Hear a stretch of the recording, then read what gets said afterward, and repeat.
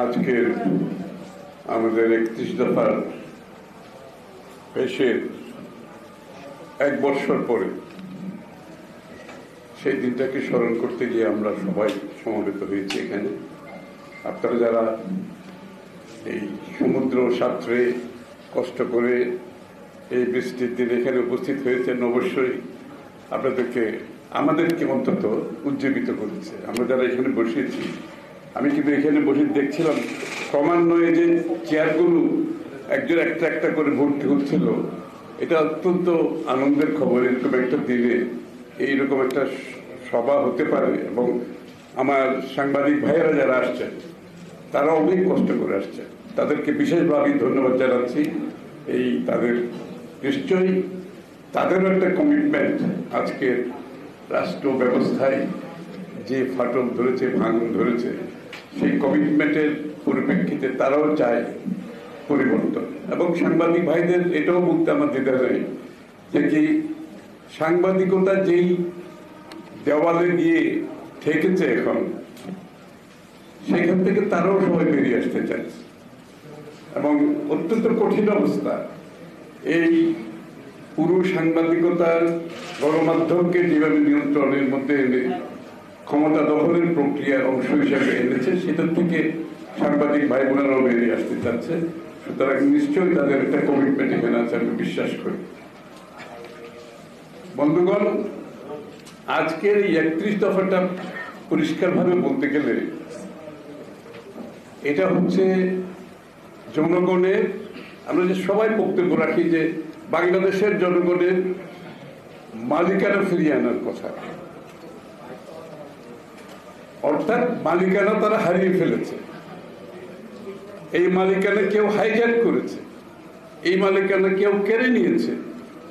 তো বাংলাদেশের মানুষের মূল মালিকানা ফিরিয়ে আনতে হলে বাংলাদেশের রাজনীতিবিদদের, রাজনৈতিক দলগুলোর যে দায়িত্ব জনগণের প্রতি, সেই মালিকানা ফিরিয়ে আনার প্রক্রিয়ার অংশ হিসাবে একটি বড় বিষয় ছিল জাতীয় ঐক্য, রাজনৈতিক দলগুলোর ঐক্য।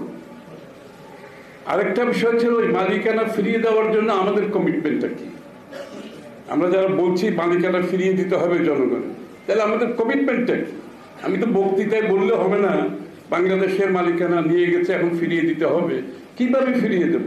ফিরিয়ে দেওয়ার তো একটা প্রক্রিয়া আছে, ফিরিয়ে দেওয়ার একটা পন্থা আছে, ফিরিয়ে দেওয়ার জন্য একটা কমিটমেন্ট আছে, ফিরিয়ে দেওয়ার জন্য একটা রাজনৈতিক বন্দোবস্তের ব্যাপার আছে এখানে। সুতরাং এই কথাগুলো আমাদের 31 দফায় আসছে, কিন্তু যে আমরা কিভাবে ফিরিয়ে দেব মালিকানা। মালিকানা ফিরিয়ে দিতে হলে তাহলে সংবিধানে কি কি পরিবর্তন করতে হবে, মালিকানা ফিরিয়ে দিতে হলে আজকে বিচার ব্যবস্থায় কি পরিবর্তন আনতে হবে, আপনি সংসদের মধ্যে কি আপনি পরিবর্তন আনতে হবে, আপনি অর্থনৈতিক ব্যবস্থায় কি পরিবর্তন আনতে হবে, সামাজিক ব্যবস্থায় কি পরিবর্তন আনতে হবে, জনগণের অংশগ্রহণের জন্য কি পরিবর্তন আনতে হবে, সবকিছু মিলিয়ে। এবং সবচেয়ে বড় কথা হচ্ছে বাংলাদেশের সকল মানুষের জন্য রাজনীতিতে, অর্থনীতিতে, সর্বক্ষেত্রে একটা লেভেল প্লেইং ফিল্ড তৈরি করা, যাতে করে সকলে সমানভাবে অংশীদার হওয়ার সুযোগ পাবে, সেই বিষয়টা অত্যন্ত গুরুত্বপূর্ণ। এই কারণে আমাদের 31 দফা আমরা প্রণয়ন করেছি। 31 দফার দুইটা কথা অনেক বক্তারা বলেছে, একটা হচ্ছে জাতীয় ঐক্য, আরেকটা হচ্ছে জাতি যে সংস্কারের প্রতীক্ষায় আছে, সেই সংস্কারগুলো আমরা জাতির সামনে তুলে ধরতে পেরেছি। আমি মনে হয় জাতীয় ঐক্যের সম্বন্ধে আমাদের রাজনৈতিক দলগুলোর ঐক্যের ব্যাপারে কোনো রকমের সন্দেহ কারো মনে আছে আমি মনে করি না। অনেকে বলেছেন যে আমাদের প্রত্যেকটি দলের নিজস্ব একটা ভাবনা, চিন্তা, নীতিমালা, আমাদের ফিলোসফি আছে, কিন্তু সব কিছু বাদ দিয়ে যে আমরা ঐক্যবদ্ধ হয়ে আজকের রাজনৈতিক সংস্কারের মাধ্যমে, রাজনৈতিক বন্দোবস্ত, নূতন বন্দোবস্তের মাধ্যমে রাষ্ট্রটাকে মুক্ত করার যে সংগ্রামে নেমেছি, এই ব্যাপারে কারো কোনো সন্দেহ থাকার কোনো কারণ নেই। আমি জানি আমাদের মধ্যে অনেকে বিভিন্ন সময় বিভিন্ন বক্তব্য দেয়, যেটা কনফিউশন সৃষ্টি করে। আমাদের একটু সংযত থাকতে হবে, আমাদের একটু সংযত থাকতে হবে। কারণ এই ঐক্য আবার চলে গেছে। আচ্ছা, এই ঐক্য কিন্তু খুব সহজে সৃষ্টি হয় না। এই ঐক্যের পেছনে অনেক কাঠখড় পোড়ানো হয়েছে। এই ঐক্যের পেছনে জাতির প্রত্যাশা পূরণে আমরা সকলে উপলব্ধি করতে পেরেছি এই ঐক্য ব্যতীত জাতীয় সংস্কার করা, নূতন রাজনৈতিক বন্দোবস্ত করার কোনো সুযোগ থাকবে না। বিএনপি যদি আজকে একা এই 31 দফাটা দিত, সেটাতে অনেকের মনে অনেক সন্দেহ থাকে।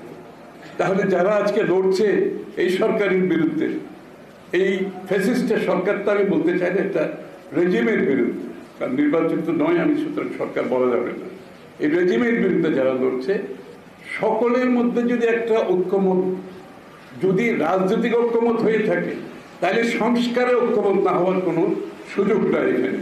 কারণ এই পরিবর্তন বাংলাদেশের আগামী দিনের, it should B A change for better.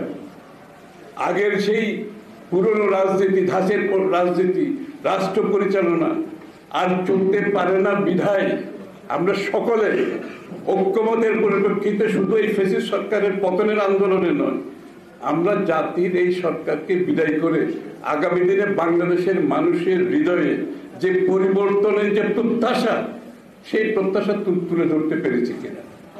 আমি মনে করি 31 দফা বিশদভাবে সেই কাজটি করতে পেরেছে।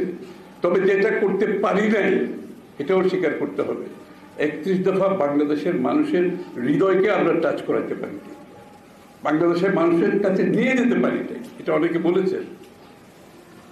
এত বড় একটা বিষয় যেখানে আমরা সকল রাজনৈতিক দল ঐক্যবদ্ধ হয়ে, একমত হয়ে আলোচনা, দীর্ঘ আলোচনা, তর্ক বিতর্ক সবকিছু বিবেচনায় নিয়ে কিন্তু এটা প্রস্তুত হয়েছে, করা হয়েছে। কিন্তু সেই জিনিসটা আমরা বাংলাদেশের মানুষের কাছে পৌঁছে দিতে পারি না। বাংলাদেশের মানুষের অনেকের চিন্তা, এরকম একটা ফ্যাসিস্ট সরকারকে বিদায় করে এরপরে যে তাদের যে প্রত্যাশা পূরণ হবে, এটা তো অনেকটা আমাদেরকে ওই একটা গ্যারান্টির মতো দিতে হবে। একটা নিশ্চিতভাবে মানুষ এটা বুঝতে হবে যে কি এই ফ্যাসিস্ট সরকার চলে যাওয়ার পরে আমাদের জীবনে পরিবর্তন আসবে। বাংলাদেশের মানুষ মুক্তিযুদ্ধের চেতনায়, মুক্তিযুদ্ধের যে ভাবনায় যে বিষয়গুলো ছিল সেগুলো তারা ফিরে পাবে। বাংলাদেশের মানুষ তার সাংবিধানিক, রাজনীতিক, গণতান্ত্রিক, আমি তার সাথে যোগ করছি অর্থনৈতিক অধিকার ফিরে পাবে। তার সেই নিশ্চয়তা সে চাইবে। এই 31 দফার মধ্যে সেটা দেওয়া হয়েছে এবং কিভাবে আমরা এটা বাস্তবায়ন করব সেটাও কিন্তু ইঙ্গিত আছে। এখনখানে আপনি দফা দিলে তো হবে না, আপনি এটা যে বাস্তবায়ন করবেন সেটার বিশ্বাসযোগ্যতা আনতে হবে, সেটা আমাদের সকলের মিলে সেটা কাজটা করতে হবে এবং এটা বাস্তবায়ন যে করবেন সেটারও বিশ্বাসযোগ্যতা আনতে হবে। আমার মনে হয় সেই ইঙ্গিত দেওয়া হচ্ছে।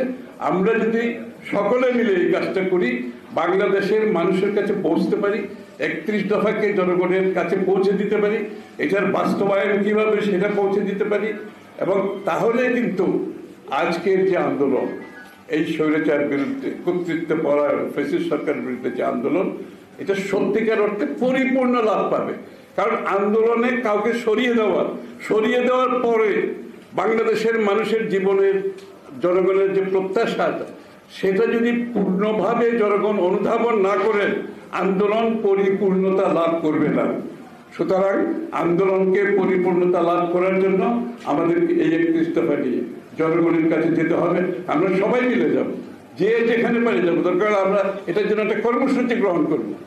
সারা বাংলাদেশের 64টা জেলায়, থানায় জনগণকে জানতে হবে এই স্বৈরাচার যাওয়ার পরে তাদের আগামী জীবনটা কেমন হবে, তাদের ছেলে মেয়েদের জীবনটা কেমন হবে, বাংলাদেশ কোন দিকে যাবে, বাংলাদেশ কি কোনো তাবেদার রাষ্ট্র থাকবো নাকি স্বাধীন সার্বভৌম রাষ্ট্র থাকবে, বাংলাদেশ কি অর্থনৈতিকভাবে সাধারণ মানুষের যে চাহিদা সেটা পূরণ করতে পারবে নাকি কিছু অলিগার্ক যাদের হাতে বাংলাদেশের আজকে সমস্ত আর্থিক ব্যবস্থা নিয়ন্ত্রিত হচ্ছে তাদের হাতে থাকবে। বাংলাদেশের মানুষ কি ভোট দিয়ে তার নির্বাচিত সংসদ সরকার গঠন করতে পারবে, যে সরকার তার কাছে দায়বদ্ধ থাকবে, জবাবদিহি থাকবে। বাংলাদেশের মানুষ কি শিক্ষাঙ্গনে তার ছেলে মেয়েদের সত্যিকার লেখাপড়া শেখার সুযোগ পাবে? বাংলাদেশের মানুষ তার যোগ্যতা হিসেবে, তার মেধা হিসেবে চাকরি পাবে, ব্যবসা পাবে, পেশাগতভাবে শিখে এগোতে পারবে। এগুলো তো মানুষকে আমাদের আশ্বস্ত করতে হবে। আজকে এই সমস্ত কিছু ভেঙে গেছে, সবকিছু ধ্বংস হয়ে গেছে। এই ধ্বংসস্তূপের উপরে 31 দফা দিয়ে আমাদের প্রথম ফাউন্ডেশন, এটা আমাদের প্রথম ফাউন্ডেশন। এই ফাউন্ডেশনের উপর আমাদেরকে জাতিকে গড়ে তুলতে হবে আগামী দিনে। সবাই ঢাকা শহর তো ডুবে যাবে, মেধাবী লোকজন তো আসতে পারছে না সামনের দিকে।